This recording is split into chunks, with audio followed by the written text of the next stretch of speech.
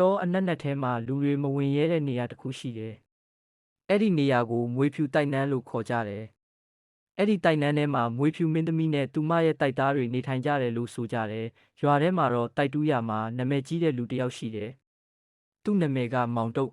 ။သူဟာတိုက်တူးရမှာမကြောက်မရွံ့မသိမ်းမနာလုပ်တတ်တဲ့သူ။တိုက်ဆိုတာပစ္စည်းပဲစွမ်းအားဆိုတာလူကစီမံနိုင်တာပဲလို့ယုံကြည်ထားသူတစ်နေ့မှာသူ့နားတဲ့သတင်းတစ်ခုဝင်လာတယ်။မွေးဖြူတိုက်နန်းထဲမှာယတနာတန်ဖိုးမကြနိုင်တဲ့တိုက်ကြီးတစ်ခုရှိတယ်လို့ဒီတစ်ခါတော့ငါဘဝပြောင်းမယ်လို့မောင်တုတ်ဆုံးဖြတ်လိုက်တယ်။ညအမှောင်စင်းချိန်မောင်တုတ်ဟာလက်နက်အပြည့်စုံနဲ့တောထဲဝင်သွားတယ်။လက်ထဲမှာတိုက်ချိုးလက်နက်လက်တံရှည်ထားအမတ်နံစာရွက်တွေတိုက်နန်းဝင်ပေါက်ကိုမြင်လိုက်ချိန်မှာမြေပြင်ကအေးဆက်ပြီးလေထဲမှာအနံ့ဆိုးတစ်မျိုးရှိနေတယ်မောင်တုတ်ပြန်သွားလို့အတန်တိတ်တိတ်တန်ကြားလိုက်ရတယ်။မောင်တုတ်ကလက်နက်ကိုကင်ကမယုံဘူး။ငါလာတာရနာယူဖို့ပဲလို့អော်လိုက်တယ်မြေပြင်ကလှုပ်ခတ်လာတယ်။တိုက်နန်းဝင်ပေါက်ကနေမွေဖြူကြီးတစ်ကောင်ထွက်လာတယ်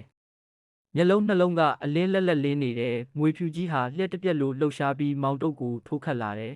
။မောင်တုတ်ကဓာတ်နဲ့တံပြန်ရိုက်ခတ်လိုက်တယ်ဓာတ်နဲ့မွေအရေပြားထိသွားချိန်မှာမီးလက်ဆက်တွေပြန်တက်သွားတယ်။အရေပြားကတန်ကဲ့သို့ခိုင်မာနေတဲ့လူသား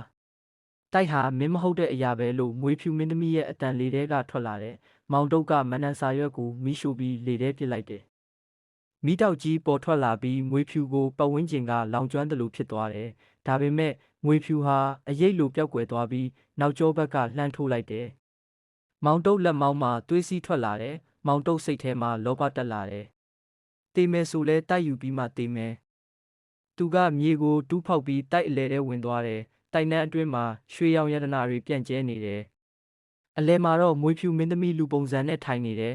။မျက်လုံးတွေအေးဆက်ပြီးကြမ်းတမ်းတဲ့အာဏာရှိတယ်။နောက်နေ့မနက်ရွာသားတွေတောနာမှာမောင်တုတ်ကိုတွေ့လိုက်ကြတယ်။သူဟာမြေပြင်ပေါ်မှာလက်နဲ့ရေကူးသလိုလှုပ်ရှားနေတယ်ရေတွေအများကြီးမွေဖြူလာနေတယ်။ငါရတနာရယူပြီးပြီလို့អော်နေတယ်။ဒါပေမဲ့အဲ့ဒီနေရာမှာရေတစ်ဆက်တောင်မရှိဘူး။တဲပြင်6ထဲမှာပဲသူကရေကူးနေတယ်လို့လှုပ်ရှားနေတယ်။မျက်လုံးတွေကွဲပြားပြီးအတွေးကမပြန်တော့ဘူး။ရွာသားတွေနားလဲသွားကြတယ်။တိုက်ကိုမနိုင်တဲ့သူဟာတိုက်ရဲ့စိတ်ဝိညာဉ်ထဲမှာပိတ်မိသွားတယ်။တောထဲကလေတစ်ချက်တိုက်သွားတယ်။ဝေးဝေးကမွေဖြူရဲ့အလင်းမျက်လုံးနှလုံးထက်လင်းတယ်လို့ဖြစ်သွားတယ်။သင်ခန်းစာလောဘဟာလူကိုယတနာပေးနိုင်တာမဟုတ်ပဲစိတ်ပြက်စရာအမှောင်နဲ့ဆွဲချနိုင်တယ်